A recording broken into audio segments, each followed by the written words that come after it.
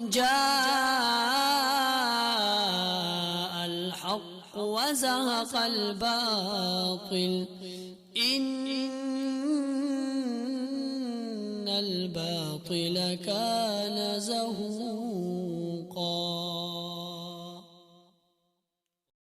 بسم اللہ الرحمن الرحیم۔ السلام علیکم ورحمۃ اللہ وبرکاتہ۔ محترم سامعین، جیسے کہ آپ لوگوں کو معلوم ہے کہ کل شیخ الحدیث حضرت مولانا قاضی عبدالرشید صاحب کا انتقال ہوا تھا، اور ان کا انتقال منگل اور بدھ کے درمیانی شب میں تہجد کے وقت ہوا تھا، اور ان کو دل کا دورہ پڑا تھا، جس کے بعد ان کو ہسپتال منتقل کیا گیا، لیکن وہ جان بر نہ ہو سکے۔ ان کا انتقال ہوا اور اپنے خالق حقیقی سے جا ملے۔ محترم سامعین، اتنے بڑے لوگ، خاص طور پر انہوں نے منگل کا دن کیسے گزارا تھا، اس منگل کے دن کے بارے میں آپ لوگوں کو بتاتا چلیں کہ منگل کا دن انہوں نے کیسے گزارا تھا، اتنی بیماری کے باوجود بھی وہ کس کام میں مشغول تھے۔ محترم سامعین، شیخ الحدیث حضرت مولانا قاضی عبدالرشید صاحب ایک دانشمند، دانا، متحرک اور ہر محاذ پر کڑے قائد تھے۔ راولپنڈی، اسلام آباد کے علاوہ پورے پنجاب کو یتیم کر گئے۔ محترم سامعین، بروز منگل صادق آباد راولپنڈی میں اسلام آباد اور راولپنڈی ڈویژن بر سے نمائندہ علماء کرام کو آپ ہی کی دعوت اور تحریک پر بلایا گیا، اور حضرت مفتی مجیب الرحمان صاحب کی میزبانی میں اور حسن اتفاق کے مسجد میں جب قاضی عبدالرشید صاحب داخل ہوئے تو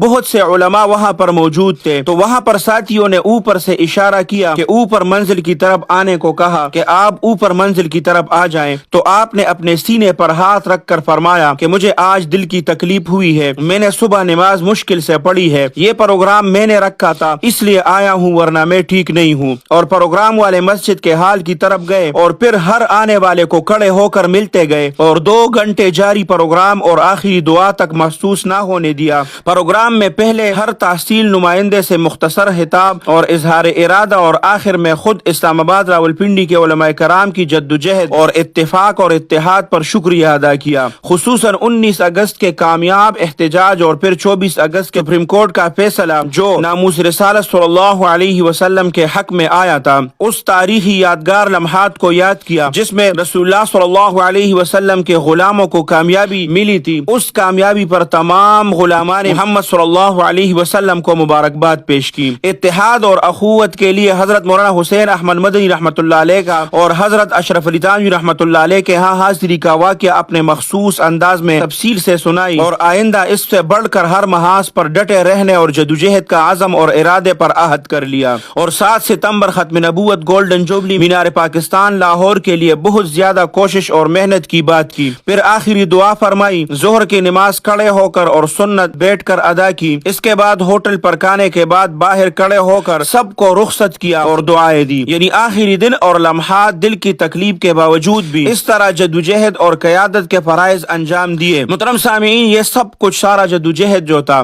اس کے آخری دن تقریباً 1-1.5 مہینہ وہ سارا ختم نبوت کے دفاع میں اور ختم نبوت کے لیے تگودوں میں لگا۔ محترم سامعین، ہوٹل سے باہر کڑے کڑے حضرت پیر عزیز الرحمان ہزاروی صاحب مرحوم کے صاحبزادگان سے 29 اگست یعنی کہ آج بروز جمعرات دارالعلوم زکریا میں صبح 10 بجے تا ظہر کے 7 ستمبر لاہور کے لیے تیاری کے حوالے سے، پروگرام کے حوالے سے بڑی دلچسپی لے کر بات کی۔ حضرت قاری عتیق الرحمان صاحب اور مفتی اویس عزیز صاحب سے اس کی کامیابی کے لیے رابطوں کی بات کی۔ خوش نصیب انسان تھے، بہت کچھ کر کے اپنے لیے جنت کما گئے۔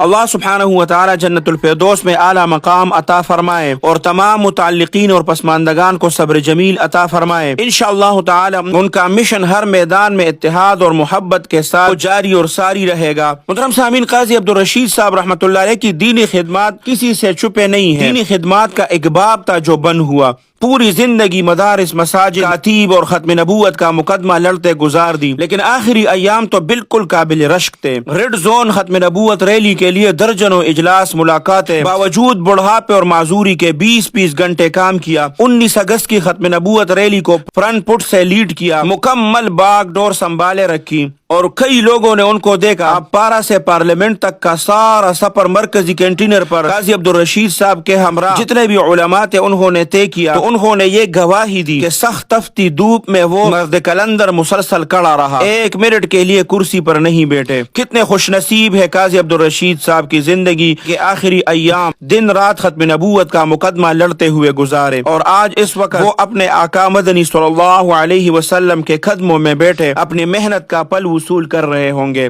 اللہ سبحانہ و تعالی ان کی کامل مغفرت فرمائے۔ اللہ سبحانہ و تعالی آپ سب کو اپنے حفظ اور امان میں رکھے، اپنے خصوصی دعاؤں میں یاد رکھے۔ السلام علیکم ورحمۃ اللہ وبرکاتہ۔